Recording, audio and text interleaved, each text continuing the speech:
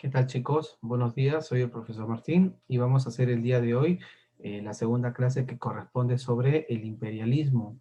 Tenemos que entender bien este tema para poder después entrar a las guerras mundiales. Antes igual de las guerras, quiero ver que veamos un par de temas más, la Belle Époque, la Revolución Rusa y un tema más del imperialismo.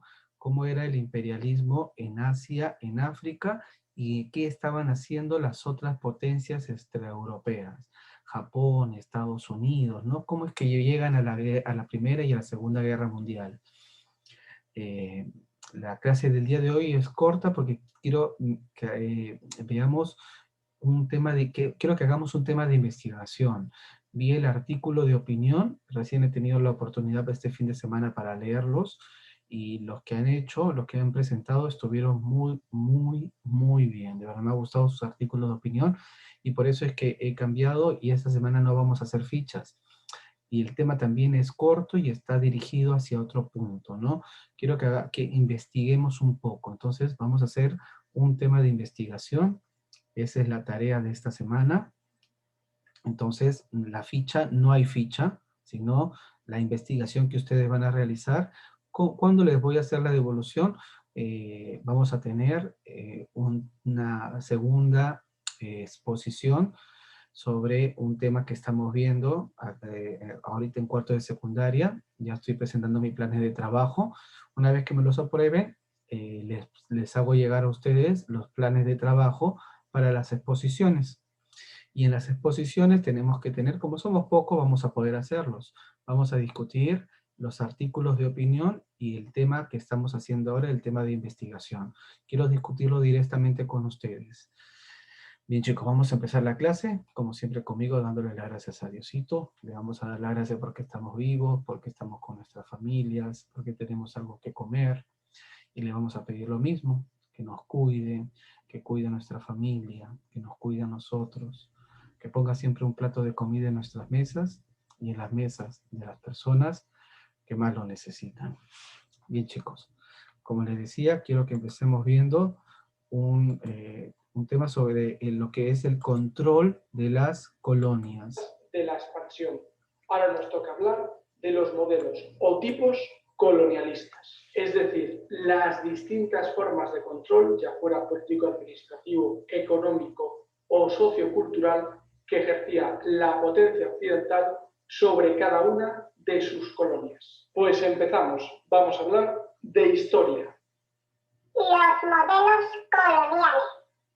Las relaciones iniciales entre los europeos y sus futuras colonias fueron de carácter económico. A lo largo del siglo XIX, las potencias occidentales, y de manera especial Gran Bretaña y Francia, ejercieron el control sobre la economía de otros territorios a través de préstamos, acuerdos comerciales y construcción de infraestructuras. El paso siguiente fue el control territorial y político, es decir, su conversión en colonias. Los europeos establecieron su dominio sobre esas colonias a través de las siguientes fórmulas. 1. Conquista y administración directa del territorio. Incluía la conquista y el establecimiento de una administración dirigida por un gobernador nombrado por la metrópoli. Creo que ya lo he comentado, pero por si acaso hay que recordar que la metrópoli es el nombre que recibía la potencia occidental que dominaba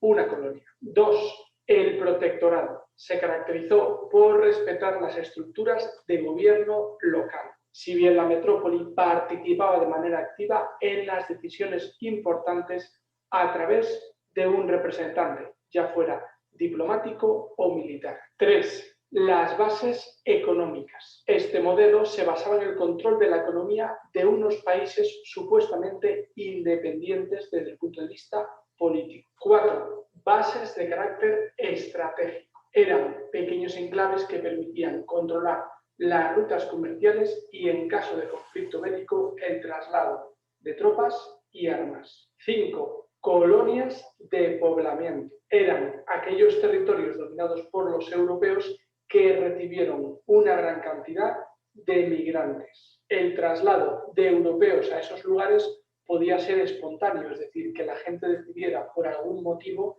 irse a esos territorios. Sin embargo, en muchos casos eran las potencias occidentales las que fomentaban el traslado de población a un determinado territorio para controlarlo mejor, para contrarrestar el poder indígena. Existió un sexto modelo colonial, los llamados mandatos de la Sociedad de Naciones. Sin embargo, al ser un fenómeno que se dio después de la Primera Guerra Mundial y que está asociado fundamentalmente a la desmembración del Imperio Otomano, lo dejaremos para futuras explicaciones. La resistencia al control occidental. Bien, esas van a ser las principales formas en la cual los imperios van a administrar sus colonias fuera de su zona de Europa, ¿no? La forma de administración colonial. El imperialismo buscaba el aprovechamiento de los recursos y mercados que ofrecían las colonias. Ya lo vimos esto como un factor de antecedente, sobre todo en el aspecto económico. La explotación de las minas, la inversión de capitales, el cultivo de las tierras y la construcción de puertos y de ferrocarriles hacían necesario mantener en las colonias una administración del país dominante. Los tipos de administración colonial van a ser 4: colonia, protectorado, concesiones y los mandatos, ¿no? Era lo que explicaba este señor en el video que habíamos visto. Lo explicaba de otra manera, pero eran casi todos los mismos. Primero, las colonias. ¿Qué eran las colonias? Eran los territorios dominados por una potencia en los que no había un gobierno autóctono, sino que la autoridad recaía directamente sobre la metrópoli. Las colonias podían ser de dos tipos, ¿no? Miren, aquí no hay un gobierno autóctono, sino que la autoridad la ha puesto el imperio colonial. Entonces, hay dos tipos de este tipo de colonias. Primero, las colonias de explotación y las otras, las colonias de poblamiento. Las de explotación fueron las más frecuentes, en las que se va a llevar a cabo un aprovechamiento intensivo de los recursos. En ellas la autoridad recaía en el gobernador, que ejercía el poder rodeado de una élite de funcionarios y con el apoyo del ejército. El ejemplo más claro es la India, ¿no? El de colonia de explotación. Los ingleses, ¿qué hacían? Ponían un señor, un monarca, un virrey, que era el que hacía todas las funciones, inclusive manejaba el ejército dentro de ese país. Segundo, la colonia de poblamiento, en la que se establecía una población que migraba desde la metrópoli que gozaba de los mismos derechos y privilegios. Esta colonia constituían dominios blancos, por ser la población blanca hegemónica. Fueron los casos de Sudáfrica, Canadá y Australia. Me parece que esto lo conversamos en la clase pasada, sobre todo en el caso de Sudáfrica. En ellos, parte de la población era hijo de los colonizadores anteriores que tuvieron vínculos culturales y condiciones civilizadas para el autogobierno. Entonces, la de explotación, no hay un monarca, no hay un gobernador, la gobernación la ejercía el imperio colonial, y la de poblamiento, en donde se mandaban contingente de población europea de esas zonas para que poblaran estos espacios geográficos. Esto es la primera, colonia. La segunda va a ser el protectorado. El gobierno indígena subsistía de manera formal y se encargaba de la política interior, aunque en la práctica era sometido al control de la metrópoli, ¿no? Entonces había como un gobierno títere. Subsistía de manera formal y se encargaba de la política interior, pero no eran los que realmente mandaban. La administración europea dirigía la política exterior y el ejército. Esta fórmula fue aplicada en territorios que disponían de instituciones propias por haber existido con anterioridad como estados. El caso Egipto británico o del protectorado establecido fuera por Francia en Marruecos, ¿no? Entonces van a ser como si los estuvieran cuidando. Hay un gobierno, pero es un gobierno títere. El otro es una concesión. La metrópoli, el país europeo, la potencia europea, forzaba a un país a establecer acuerdos para el asentamiento de población extranjera, llevar a cabo negocios y facilitar el comercio. ¿Cuál va a ser el caso notable aquí? China, ¿no? Los chinos, los ingleses, ¿no? El puerto de China, no me acuerdo ahorita el nombre, ¿no? Que recién fue entregado a fines de los 90 por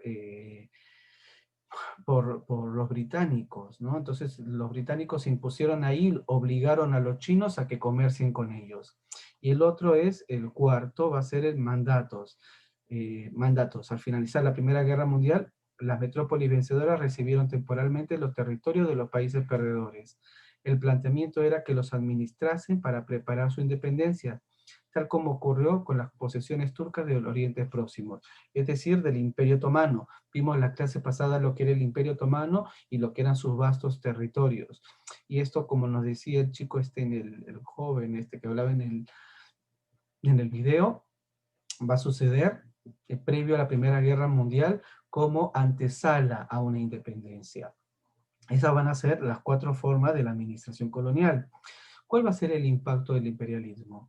La presencia de los europeos en los territorios conquistados supuso un gran impacto económico, demográfico, social y cultural. Quiero que veamos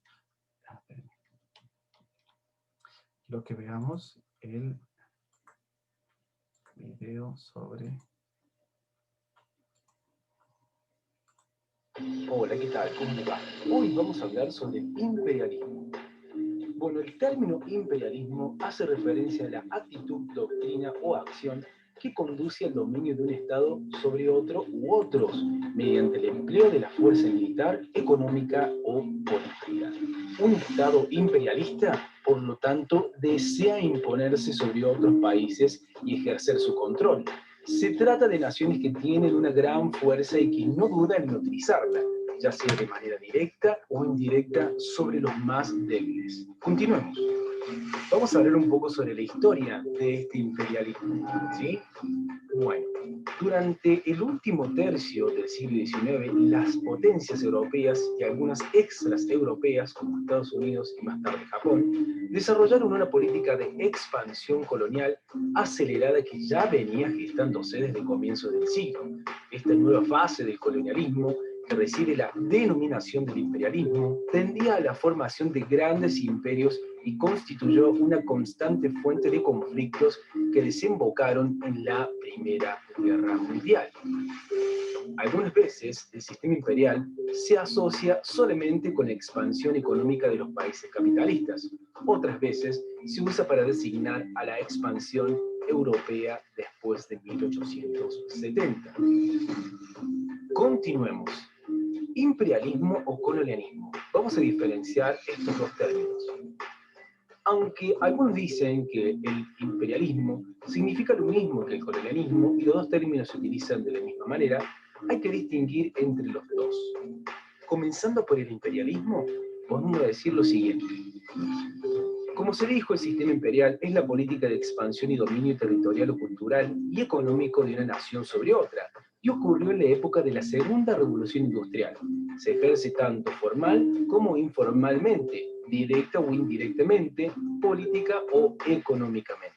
Por parte del colonialismo, podemos decir lo siguiente: el colonialismo normalmente implica un control político, involucrando la anexión de territorio y la pérdida de la soberanía, aunque en muchas ocasiones el colonialismo fue producto del sistema imperial. Los países imperialistas buscan 3 cosas: materia prima, mercado consumidor y mano de obra barata. Continuemos.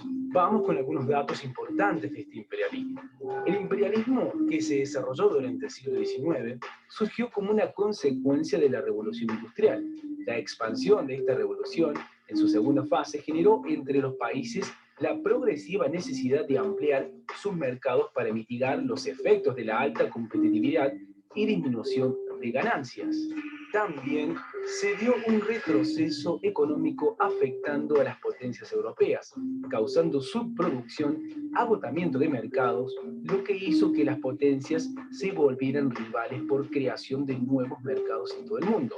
La expansión imperial fue considerada como un desarrollo histórico, y la guerra fue vista entonces como una condición necesaria para instituir el dominio que sumaba sentido de superioridad racial. Continuemos. Características del imperialismo. Lo que identifica este imperialismo. Bueno, entre las características podemos decir que el Estado busca su expansión principalmente a partir de la sumisión económica de otras naciones. También el Estado dominante ejerce influencia política, cultural o económica sobre los demás, sea formal o informalmente. El etnocentrismo, donde se decía que unas razas estaban por encima de otras. El darwinismo social, superioridad de los pueblos dominantes en relación a los dominados, además que promueve la supervivencia del más apto como un factor social. Continuemos con otras características de este imperialismo, como el proceso de expansión de las potencias europeas para ser más dominantes, también capital industrial fundido al capital financiero, también fuerte impulso gracias al desarrollo industrial dado por la revolución industrial y la utilización de mano de obra barata en los pueblos conquistados. Sigamos hablando sobre este imperialismo, ¿sí? Vamos con las consecuencias que trajo este imperialismo. Entre las consecuencias podemos decir, cuestiones demográficas, la población sufrió un incremento al disminuir la mortalidad. Esto trajo el desequilibrio entre la población y los recursos. En cuestiones económicas, la explotación económica de los territorios obtenidos hizo necesario el establecimiento de unas condiciones de desarrollo. En cuestiones sociales, estas se manifestaron en el establecimiento de la burguesía de comerciantes y funcionarios procedentes de la metrópolis. En cuestiones políticas, los territorios dominados sufrieron en mayor o menor grado la dependencia de la relación con la metrópolis. Sin embargo, esta dependencia no estuvo exenta de los conflictos. Otras consecuencias que nos trajo este imperialismo fueron las siguientes. En cuestiones culturales, produjo la pérdida de identidad y de valores tradicionales de las poblaciones indígenas y de la adopción de las pautas de conducta, como educación, lengua y mentalidad de los colonizadores. En cuestiones geográficas, los mapas políticos se vieron alterados por la creación de las fronteras artificiales que nada tenían que ver con la configuración preexistente. Y en cuestiones ecológicas, provocaron la modificación, destrucción de ecosistemas naturales. Bueno, este ha sido todo. Bien. No, este video como que nos muestra todo lo que ya hemos visto y lo que queremos, lo que quiero que entiendamos para el impacto del imperialismo, sobre todo en la última parte, ¿no? Entonces, vamos a encontrar 4 impactos. El económico. Las tierras se expropiaron y se entregaron a los colonos blancos, mientras que los antiguos pobladores eran desplazados a zonas menos productivas. En las regiones ocupadas se van a sustituir actividades económicas, por ejemplo, la agricultura tradicional de monocultivos orientados a la exportación. Además, las metrópolis van a imponer sus sistemas monetarios, su política tributaria y restrictivas tarifas aduaneras.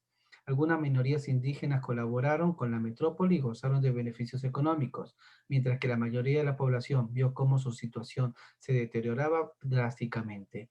Esto habíamos hablado como también una de las causas para el imperialismo. Entonces, una de las consecuencias tiene que ver directamente con lo que va a hacer en estos lugares, ¿no? El impacto económico.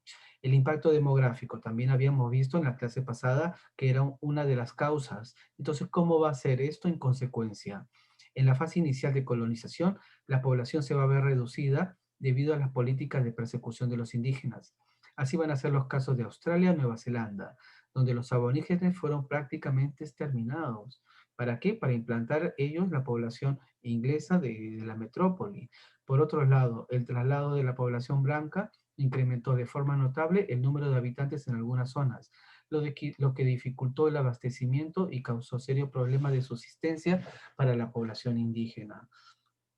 Tercero, el impacto social. El reparto territorial diseñó fronteras artificiales, sobre todo vamos a verlo en la próxima clase, en el caso de África, ¿no? Que no tenía nada que ver con la población que había ahí antes, sino con cómo se estaba distribuyendo políticamente las distintas zonas para cada uno de los países sin llegar a la guerra. O división de grupos étnicos y la convivencia de pueblos enfrentados entre sí. Este hecho provocó conflictos de carácter étnico y religioso, que en muchas ocasiones van a perdurar hasta el día de hoy. Los modelos sociales de la metrópoli también modificaron los preexistentes. La jerarquía social, basada en la familia, los líderes tribales o el respeto a los ancianos fue sustituida por una sociedad de clases con un componente étnico. El impacto cultural. ¿Cuál va a ser el impacto cultural? La llegada de los europeos va a acelerar el proceso de urbanización, tanto porque las ciudades se van a convertir en centros económicos, como porque la miseria del campo forzó el éxodo rural. ¿no? Entonces, impacto cultural, urbanización. Otra, las costumbres autóctonas van a ser sustituidas por los usos propios de la metrópoli. La difusión de las enseñanzas y de la región occidental va a precipitar la erosión de las lenguas y creencias indígenas, así como la pérdida de identidad de los pueblos, un fenómeno que se conoce como aculturación.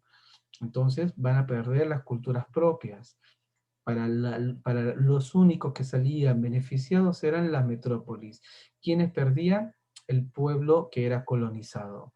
No tan solo colonizado, también podía ser el protectorado, la concesión o el mandato. Los efectos de una forma de dominación. Historia del mundo contemporáneo, ¿no? Fernández es el historiador que está diciendo esto.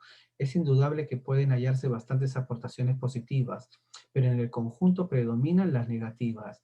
Las viejas civilizaciones fueron destruidas, sus lenguas desplazadas, la industrialización prohibida. ¿Por qué? Porque tenían que recibir lo que la metrópoli les estaba dando. En algunas zonas se produjo la segregación racial, el mantenimiento de los indígenas en empleos inferiores y barrios apartados. Por el contrario, para las potencias europeas, la colonización permitió la colocación de sus excedentes demográficos, la venta de productos industriales, la obtención barata de materia prima. En el continente del reparto colonial, África, las consecuencias a largo plazo fueron indudablemente nefastas, porque las fronteras políticas imperiales no se superpusieron al mapa étnico y dejaron un legado de odios tribales. La próxima clase vamos a ver cómo era la colonización en África y cómo fue en el Asia.